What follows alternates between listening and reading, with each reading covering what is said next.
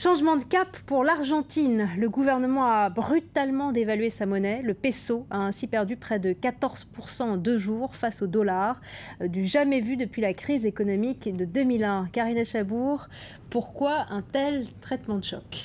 C'est le terme exact, Judith. Regardez plutôt, le taux de change hier est passé au-dessus de la barre des 8 pesos pour 1 dollar. Depuis le début de l'année, le peso a perdu 18,6% de sa valeur après avoir déjà reculé de 24% en 2013. Quant au taux pratiqué sur le marché noir, c'est bien pire encore. Il a été propulsé à près de 13 pesos par dollar. Or, il faut savoir que malgré ces prix prohibitifs, de nombreux Argentins continuent d'acheter des dollars sur ce marché parallèle car ils sont traumatisés par la crise de 2001, son hyperinflation. Ils n'ont plus confiance. 28% je crois en 2013. Pas loin de 30% effectivement, 28%. Incroyable. Donc des Argentins qui, si vous voulez, n'ont plus confiance dans leur monnaie et préfèrent épargner en dollars. Alors pourquoi une telle dévaluation aujourd'hui?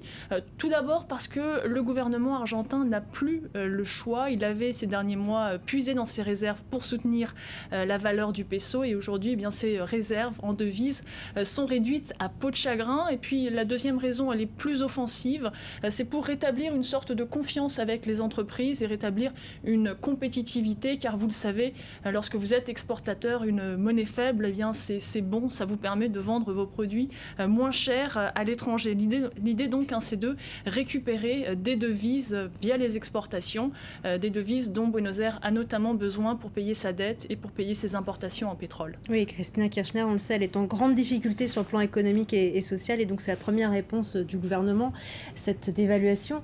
Autre mesure choc, le gouvernement argentin lève les restrictions sur les achats de devises. De quoi s'agit-il? Alors vous savez que l'Argentine a pris des mesures drastiques pour limiter l'accès aux devises, notamment au dollar. L'une d'entre elles, notamment, Buenos Aires a tout fait pour décourager les Argentins à acheter à l'étranger en taxant ces achats à 35%. Et bien aujourd'hui, cette taxe a été réduite à 20%. Et puis une autre mesure choc prise plus récemment cette semaine, c'est celle de tenter de réduire les achats sur Internet sur des sites étrangers du type eBay ou encore Alibaba.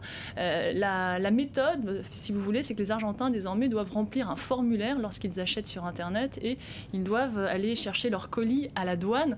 Vous imaginez, ce sont des mesures très très impopulaires. Sans doute Buenos Aires a voulu montrer un signe d'apaisement vis-à-vis de ces particuliers argentins et puis aussi des entreprises qui souffraient de ces restrictions d'accès aux devises. Et puis il y a peut-être un pari aussi, c'est celui de se dire qu'avec la dévaluation, l'Argentine va réussir à récupérer davantage de devises via les exportations que des devises vont sortir du pays, si vous voulez, avec tout de même une inconnue, et vous l'avez souligné, c'est celle de l'inflation, la hausse des prix qui accompagne toute dévaluation et qui risque d'effacer tous ces gains. Merci beaucoup Karine Chabour, de quoi démythifier le miracle argentin. C'est l'heure du rappel